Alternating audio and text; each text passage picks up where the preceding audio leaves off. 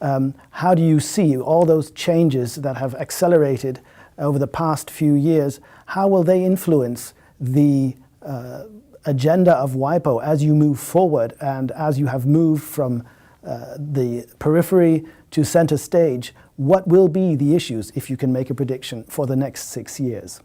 More generally in the field of intellectual property, I think one of the things that we have to deal with, and this concerns copyright less, is that because the value of knowledge-based capital is more important, and because intellectual property captures the competitive advantage that arises from knowledge-based capital, more and more people would like to have intellectual property capturing their competitive advantage, and so we see enormous demand, and so one of our roles is the management of that demand of intellectual property worldwide, just the mechanics of the system.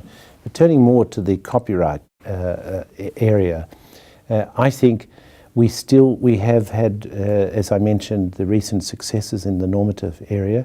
We have a normative agenda to pursue, and most notably there we have the question of broadcasting that is arising, and we have the question of limitations and exceptions, which is on the agenda to manage, I would say, because there are very different perceptions in the membership about the agenda on exceptions and limitations.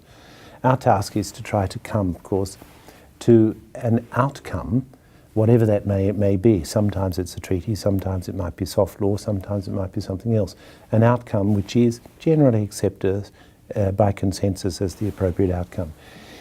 That's the normative agenda, but not everything's normative, of course, and there's lots of other things going on in the copyright field, as you know better than I. And I would say we are very interested in 3 other areas.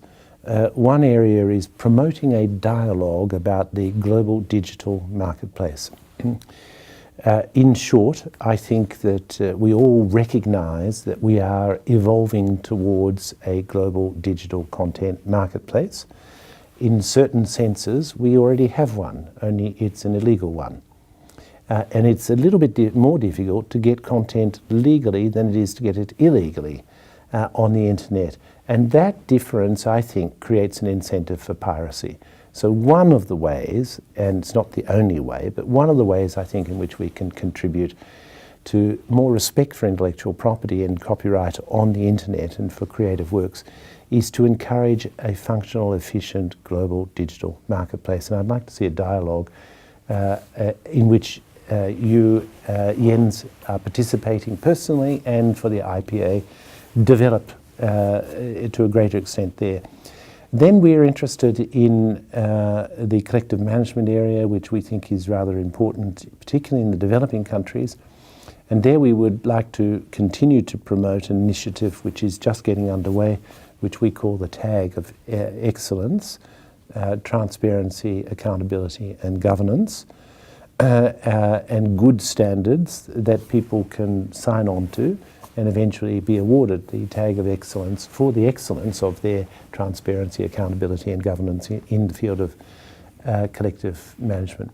Then I think we are interested more generally in the question of data management.